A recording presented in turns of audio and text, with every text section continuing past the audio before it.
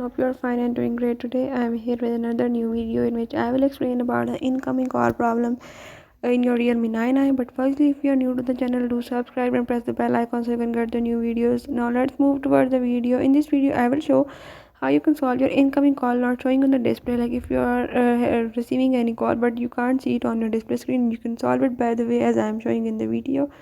Just follow the steps and watch complete video so you can understand how you can solve your incoming call not showing on the display problem in Realme 9i.